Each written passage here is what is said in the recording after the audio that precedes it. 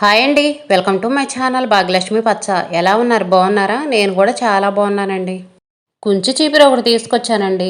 దాన్ని నీట్గా క్లీన్ చేయాలి. కుంచి చీపిరి తెచ్చామంటే చీపిరి నిండా పొట్టు ఉండేది కదండి. ఈ పొట్టుని దులపటమే మనకు ఒక పెద్ద పని. దీన్ని నీట్గా దులుపుకోవాలి. లేదనుకోండి మనం కసూర్చేటప్పుడు ఇంటి నిండా రాలుతూ ఉంటుందండి. ఇదిగోండి ఒక బ్రష్ తీసుకొని మనం బట్టలు ఉతికే బ్రష్ ఉండేది కదండి, ఆ బ్రష్ తోటి నీట్గా క్లీన్ చేస్తున్నానండి. యూట్యూబ్లో నేను కొన్ని వీడియోలు చూశాను. కుంచి చీపురిని సింపుల్గా నీట్గా ఎలా క్లీన్ చేసుకోవాలని వీడియోలో చూశానండి. వాళ్ళు దువ్వాన్తో ఇలా బట్టలు ఉతికే బ్రష్తో క్లీన్ చేశారండి.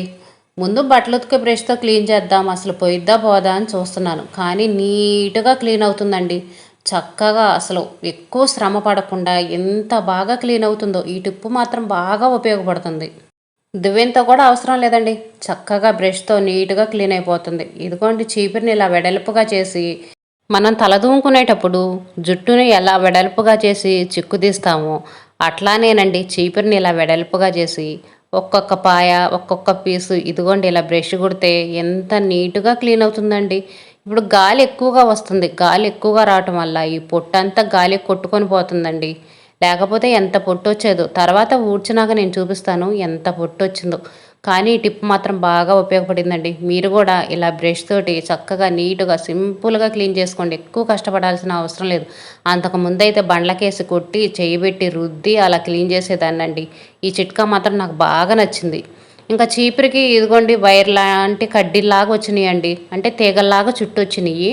అవి కొన్ని రోజులకు ఊడిపోతాయి, మనకు గుచ్చుకుంటాయి. అందుకని అవి ఊడిపోకుండా ఉండటానికి ఇదిగోండి ఒక వైర్ తీసుకొని వాటి మీద బిర్రుగా కడుతున్నాను. ఇంకా ఊడిపోకుండా ఉండిద్ది. చీపురు కూడా పాడవకుండా, పీసులు రాలిపోకుండా చీపురు కూడా చాలా రోజులు వచ్చిద్దండి.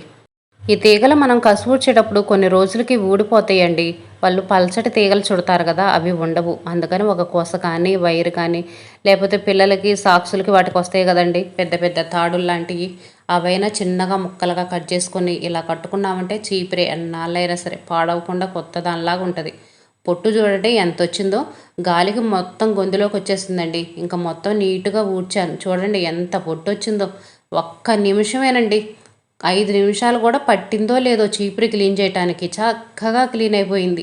చీపురి క్లీన్ చేసుకోవడానికి ఈ చిట్కా తెలియనోళ్ళు మాత్రం తప్పనిసరిగా ఈ బ్రష్ తోటి క్లీన్ చేసుకోండి. ఎక్కువ శ్రమ పడకుండా త్వరగా క్లీన్ అయిపోయింది. తెలిసిన వాళ్ళైతే ఇంకా ఆల్రెడీ వాళ్ళకి తెలుసు కాబట్టి క్లీన్ చేసుకుంటారు. ఇంకా చీపురిగా అంచులు కూడా పొడవుగా ఉన్నాయండి కొన్ని. వాటన్నిటిని సమానంగా నీట్గా కట్ చేశాను. ఇంకా కసువు ఊడ్చేటప్పుడు బాగా కసువు అనేది నీట్గా వచ్చేసిద్ది. పొడవుగా పీసులు ఉన్నాయనుకోండి, మనకు ఊడవటానికి కూడా అంత బాగుండదు, కసువు కూడా నీట్గా రాదు. అందుకని సమానంగా కట్ చేశాను. చీపురు తెచ్చుకున్నప్పుడు ఇలాంటి కొన్ని కొన్ని జాగ్రత్తలు తీసుకున్నామంటే చీపురు ఎక్కువ రోజులు మన్నిక వచ్చిద్దండి. మనకి 5 నెలలు వచ్చే చీపురి కనీసం 7, 8 నెలలు, 9 నెలలు, ఒక సంవత్సరమైనా వచ్చిద్దండి జాగ్రత్తగా వాడుకుంటే. ఎక్కడన్నా పొట్టు రాలకుండా మిగిలిందనుకోండి, ఇలా గరుగ్గా ఉన్న గచ్చుల మీద 2 రోజులు కసు ఊడ్చామనుకోండి, ఆ పొట్టు కూడా శుభ్రంగా నీటుగా రాలిపోయిద్ది. ఇప్పుడు బ్రష్ పెట్టి క్లీన్ చేశాను కాబట్టి అంత అవసరం ఉండదు అనుకుంటున్నానండి. ఇంట్లో డైరెక్ట్గా ఊడ్చుకోవచ్చు. అంతకుముందు అయితే మామూలుగా ఇలా కొట్టి చేత్తో రాలిపోయే వాళ్ళం కదా. అప్పుడైతే ఇలా గచ్చుల మీద కానీ బయట గొంతులు వరండాలు బట్టికి 2, 3 రోజులు 4 రోజులు ఊడ్చేదాన్ని. తర్వాత ఇల్లు ఊడ్చేదాన్ని. ఇప్పుడైతే అంత అవసరం ఉండదు అనిపిస్తుందండి నాకైతే. డైరెక్ట్గా ఇంట్లోనే ఊడ్చుకోవచ్చు. పీసులు అయితే అసలు ఇంత కూడా రాలట్లేదండి. అసలు చిట్కా మాత్రం నాకైతే భలే నచ్చిందండి. అంతకుముందు కుంచి చీపిరి తీసుకొస్తే ముందు అసలు ఇది రాలుపుకోవడానికి ఇబ్బంది అయ్యి చీపిరి వాడకుండా కూడా కొన్ని రోజులు అలాగే ఉంచేసేదాన్ని. అలాంటిది ఈ చిట్కా టిప్ మాత్రం నాకైతే బాగా నచ్చిందండి. మా ఇంటి దగ్గర బామ్మండి, నేను కాస్త ఊడుస్తుంటే వచ్చి మాట్లాడుతుంది. చీపురు ఎప్పుడు తీసుకున్నావే అని అడుగుతుంది. పెద్దవాళ్ళు ఎప్పుడైనా అది ఇది అని మాట్లాడతారండి. అది వాళ్ళు స్వతంత్రంగా మన వాళ్ళని ప్రేమతో మాట్లాడతారు. పల్లెటూరులో ఎక్కువ శాతం అలాగే మాట్లాడతారండి. అంటే మన వాళ్ళని, మన పిల్లలు అని స్వతంత్రంగా మాట్లాడినట్టు. ఇంకా వాళ్ళకి అలవాటు అలానే మాట్లాడుతుంటారు. కొంతమంది తెలియని వాళ్ళు తప్పుగా అర్థం చేసుకుంటారు కానీ పెద్దవాళ్ళు చాలామంది అలాగే స్వతంత్రంగా అదే ఇదే అని మాట్లాడుతూ ఉంటారు. ఇంకా పిల్లలు స్కూల్ నుంచి వస్తారని ఇంట్లో దానిమ్మకాయలు ఉన్నాయండి. దానిమ్మకాయలు ఇంక ఇదిగోండి గింజలు ఒలుస్తున్నాను. నేను కాయలు తీసుకొచ్చినప్పుడు ఒకరోజు బయట ఉంచుతానండి. కొన్ని పచ్చిగా ఉన్నా సరే పండుతాయని. తర్వాత ఫ్రిడ్జ్లో వేసి ఉంచుతాను. మరిన్ని రోజులు బయట ఉంచామనుకోండి కుళ్ళిపోయి పాడైపోతాయి. ఎండాకాలం కదండి, కాయలు కూడా బాగా కాలిపోయినట్టు వేడి వచ్చేస్తున్నాయి. అందుకని ఫ్రిడ్జ్లో పెట్టేస్తాను. 1 గంట 2 గంటల ముందు బయటికి తీసి బయట పెడతాను. అప్పుడైతే ఫ్రిడ్జ్లో మరీ ఎక్కువ కూలింగ్ ఉండదు, అలాగని కాయలు కాలిపోతా వేడిగా కూడా ఉండవండి. మీడియం కూల్గా పిల్లలు తినటానికి బాగుంటాయి, పిల్లలు కూడా ఇష్టంగా తింటారు. ధాన్యం విత్తనాలు కూడా సింపుల్గా ఒలుచుకోవాలంటే కాయని ఎప్పుడు మధ్యలోకి కట్ చేయకూడదండి. మధ్యలోకి కట్ చేయకుండా కాయని పొడవుగా 4 వైపులా చీలికల్లాగా కట్ చేసుకోవాలి. అప్పుడు గింజలు అనేవి తేలిగ్గా వస్తాయి. మనం అసలు వెనక వైపుకి బోర్లు ఇచ్చి ఇలా కొట్టామంటే చాలండి, సగం విత్తనాలు రాలిపోతాయి. ఇంకా కొన్ని కరుసుకొని ఉంటాయి కదా, ఆ అంటుకొని ఉన్న విత్తనాలు బట్టికి ఇలా ఒలుచుకుంటే సరిపోద్ది. చాలా ఈజీగా విత్తనాలు తీసుకోవచ్చండి. కొంతమంది దానిమ్మకాయలు తెచ్చుకొని ఒలుచుకోవటం కష్టమని కూడా తీసుకురాకుండా తినకుండా ఉంటారు. చాలా ఈజీగా సింపుల్గా ఈ విధంగా ఒలుచుకోవచ్చు. ఇంకా పిల్లలకి దానిమ్మకాయలు ఒలిసి పెట్టేశానండి. మా వాడు స్కూల్ నుంచి వచ్చి నేను దానిమ్మ విత్తనాలు ఒలిచేటప్పటికే వాడు సైకిల్ తీసుకొని బయటకు వెళ్ళిపోయాడండి ఆడుకోవడానికి. తర్వాత వచ్చిన తర్వాత తింటానన్నాడు. పిల్లలు ముందు స్కూల్ నుంచి రాగానే ఆటలకు పరిగెడతారండి. ఆటలు ఆడుకొని వచ్చిన తర్వాత ఇంకేవైనా తినటం, హోంవర్క్ రాసుకోవటం ఇంకా అలాగుంటుంది. ఏమన్నా తినేసి వెళ్ళి ఆడుకోపోరా అంటే మా వాడు మాత్రం అస్సలు తినడండి. ముందు ఆడుకోవడానికి వెళ్ళి వచ్చిన తర్వాత తింటాడు.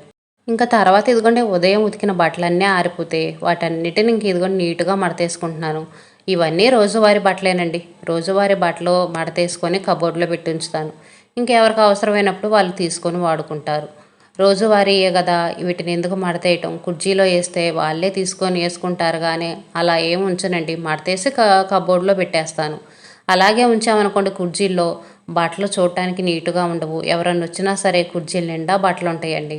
అందుకని ఏ రోజు బట్టలు ఆ రోజు, ఎప్పుడు బట్టలు అప్పుడు మడతేసి ఎవరై వాళ్ళకి నీట్గా సర్దేస్తాను. ఇప్పుడు కాచే ఎండలకి బట్టలు ఊరకనే ఆరిపోతున్నాయండి. ఒక్కొక్క రోజు వాతావరణం చల్లగా ఉంటుంది కదా, ఆ రోజైతే బట్టలు ఆరవు, కానీ తెల్లారిన దాకా తీగల మీద ఉంచాల్సి వస్తుంది. ఇప్పుడు కాచే ఎండలకైతే మాత్రం సాయంత్రం 4 గంటలకల్లా బట్టలు శుభ్రంగా ఆరిపోతాయి, మడతేసుకోవడానికి వీలుగా ఉంటుంది. కాకపోతే వర్షాలు లేకపోతేనే మనకు పంటలు పండవు కదండి. బట్టలు అయితే బాగానే ఆరుతాయి, కానీ వర్షాలు లేకపోతే పంటలు ఏం పండుతాయి.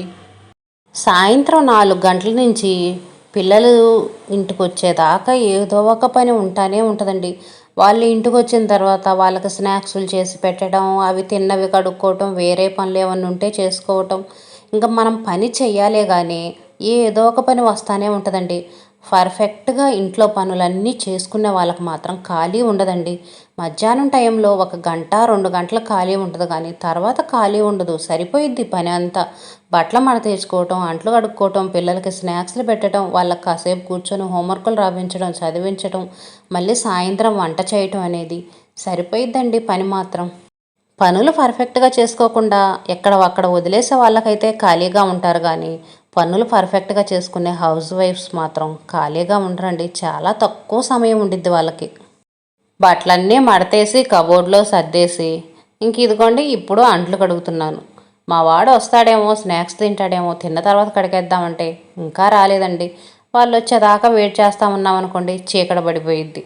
ఇంకా అందుకని వచ్చిన తర్వాత కడిగేయచ్చులేని ఇంక ఇప్పుడైతే మాత్రం ఇదిగోండి అంట్లు కడుగుతున్నాను. ఈరోజు మాత్రం గాలి బాగా ఎక్కువగా వస్తుందండి. సాయంత్రం ఎంత గాలి వస్తుందో, 4 గంటల కాడ నుంచి గాలి ఎండ మామూలుగా లేదు. మధ్యాహ్నం అయితే బాగా ఎండ కాసింది. ఇంకా 4 గంటల కాడ నుంచి అయితే కొంచెం వాతావరణం చల్లబడ్డది, కానీ గాలి ఎక్కువగా వస్తుంది. నేను వీడియో తీసుకుంటుంటే ఫోను 2 సార్లు పడిందండి. 2 సార్లు పడి కొంచెం పగిలింది కూడా, అంత గాలి వస్తుంది. సాయంత్రం పూట అంట్లు ఎప్పుడైనా సరే పిల్లలు స్కూల్ నుంచి వచ్చిన తర్వాత కడగండి. పిల్లలు స్కూల్ నుంచి రాకముందే అంట్లు కడిగామనుకోండి మన పని అయిపోయిద్దిలే, అంట్లు కడిగేసి పక్కన పెడదాం అనుకున్నాం అనుకోండి మళ్ళీ రేపొద్దుడికి చాలా అంట్లు ఉంటాయండి. పిల్లల క్యారేజీలు ఉంటాయా, మళ్ళీ ఇప్పుడు స్నాక్స్ తింటారా, స్నాక్స్ తిన్నవి టీలు తాగినవని ఇంకా చాలా అంట్లు వచ్చేస్తాయండి. అందుకని పిల్లలు స్కూల్ నుంచి వచ్చిన తర్వాతే మనం అంట్లు కడిగామంటే రేపు పొద్దుటి పూటకి అంట్లు అనేవి చాలా తక్కువగా ఉంటాయి. ఇంకా షింకు ఉన్న వాళ్ళు అయితే ఎప్పటికప్పుడు షింకులో కడిగేసుకోవచ్చు కాబట్టి ఇబ్బంది ఉండదు. షింకు ఉన్న వాళ్ళైనా సరే ఎప్పుడు షింకులో కడుగుతా అదంతా తడుపుకుంటా ఉండే కంటే పిల్లలు స్కూల్ నుంచి వచ్చిన తర్వాత ఒక్కసారిగా కడిగేసుకున్నారనుకోండి ఇంకా స్నాక్స్ తిన్నవి కడిగేసుకోవచ్చు. తర్వాత ఇంకా రేపు పొద్దున అంట్లు పొద్దున పూట కడిగేసుకోవచ్చు. మనం షింక్ ఉంది అనుకుంటాం, కానీ వాళ్ళ ప్రాబ్లమ్స్ కూడా వాళ్ళకు ఉంటాయండి. అంతా వంటగది అంతా తడి తడి అయిపోయింది. ఎప్పుడు అంట్లు కడుగుతా తడుపుతా ఉన్నారనుకోండి మొత్తం తడి తడిగా ఉండిద్ది. కనీసం రోజు మొత్తం మీద 3 సార్లైనా అంట్లు కడుగుతామండి. ఉదయం పూట 2 సార్లు, సాయంత్రం పూట ఒక్కసారి. పొద్దున పూట ఒక్కసారే కడిగామనుకోండి, సాయంత్రం పూట మాత్రం చాలా అంట్లు వస్తాయి. టిఫిన్ తిన్న అంట్లు అవి ఉంటాయి కదా. అందుకని ఉదయం పూట 2 సార్లు అంట్లు కడిగేసామంటే సాయంత్రం పూట అంట్లు అనేవి కొంచెం తక్కువగా ఉంటాయి. కొంచెం మరిన్ని అంట్లు ఉండయి అనుకున్నప్పుడు ఉదయం పూట అంట్లు ఉదయం పూటే కడిగేసుకోండి. ఇంకేదో తక్కువ అంట్లు 1, 2 ఉండయి అనుకున్నప్పుడు మాత్రం సాయంత్రం పూట కడగండి. కానీ అంట్లు కడిగిన తర్వాత సాక్సులు కూడా ఉతికేస్తానండి. మళ్ళీ పిల్లలు రేపొద్దున సాక్సులు వేసుకోవాలిగా. ఈ పూట అంతా సాక్సులు వేసుకొని ఉంటారు. అవి మురికిగా నల్లగా అయిపోయి వాసన వస్తాయి. మళ్ళీ ఉతకకుండా వాటినే ఎక్కడ వేసుకుంటారులే అని ఇంకే రోజుకు ఆ రోజు సాయంత్రం పూట ఉతికేస్తానండి. అంట్లు కడిగిన తర్వాత ఈ సాక్సులు కూడా ఉతికేసి ఆరేస్తాను. రేపొద్దుటికల్లా ఆరిపోతాయి కదండి. ఇంకా పిల్లలు స్కూల్కి వెళ్ళేటప్పుడు వేసుకొని వెళ్తారు. 2 జతలు ఉన్నాయి అనుకోండి, ఉతకాల్సిన అవసరం ఉండదు. మనం బట్టలు ఉతికేటప్పుడు ఉతికేసుకోవచ్చు. ఇంకా మాలాగా ఒక్క జతే మెయింటైన్ చేసే వాళ్ళైతే సాయంత్రం పూట ఉతికేసుకుంటే పిల్లలకు కూడా ఫ్రెష్గా ఉంటుందండి. కాళ్ళకి వేసుకోవాలన్నా వాళ్ళకి చెమటలు బట్టి చీదర లేకుండా నీట్గా ఉంటాయి. మీగడ బాక్స్ అంతా నిండిపోయిందని ఇంక ఈరోజు వెన్న చేశానండి. వెన్న కరగబెట్టబోయే ముందు వాటర్ పోసి కడుగుతాను. మజ్జిగ ఇంకా పైన తొలకలు కూడా ఉంటాయి కదండి, తొలకలు కూడా వచ్చేస్తాయి. తొలకలన్నీ వాటర్లోకి వచ్చేస్తాయండి. మొత్తం ఉంచుకున్నాం అనుకోండి, తొలకలన్నీ పోయి వెన్న ఒక్కటే ఉండిద్ది. 1కి 2 సార్లు నీట్గా కడిగేస్తే నెయ్యి అనేది మజ్జిగ వాసన లేకుండా ఫ్రెష్గా మంచి సువాసనతో ఉండిద్ది. వెన్నపూసను కూడా నేను మిక్సీలో వేసి చేయనండి. నార్మల్గా ఒక గిన్నెలో వేసి బాగా తిప్పుతాను. వాటర్ పోయకుండా బాగా తిప్పి వెన్నబడ్డ తర్వాత వాటర్ పోస్తాను. కొంచెం వాటర్ పోసి తిప్పామంటే గడ్డలాగా పైకి వచ్చేసిద్దండి వెన్నపూస. మళ్ళీ మిక్సీలో వేయటం, కొంచెం కొంచెం వేయటం తీయటం ఇదంతా నాకు రిస్క్ అనిపించింది. అందుకని నేను మొత్తం ఒక్కసారి గిన్నెలో వేసి చేస్తాను. ఇంక ఇదిగోండి నెయ్యి పొయ్యి మీద పెట్టి కరగబెడుతున్నాను. గ్యాస్ అనేది ఫస్ట్ మనం కరగబెట్టేటప్పుడు కొంచెం మీడియం ఫ్లేమ్లో పెట్టుకొని కరగబెట్టుకోవచ్చు. తర్వాత ఇంకా సిమ్లో పెట్టి కరగబెట్టుకోవాలి. ఒక పొయ్యి మీద నెయ్యి పెట్టేశాను, ఒక పొయ్యి మీద ఏం పాలు పెట్టానండి. 2 చూసుకుంటూ ఉండొచ్చు కదా. పాలు కాగబెట్టేటప్పుడు మాత్రం దగ్గరుండే కాగబెట్టుకోవాలండి. కొంచెం పక్కకు పోయినా సరే పొంగిపోతాయి పాలు మొత్తం. నెయ్యి ఇదిగోండి కరిగిపోయింది. ఇంకా నెయ్యి కరిగిన తర్వాత చల్లారిన తర్వాత ఒక డబ్బాలో పోసుకుంటున్నాను.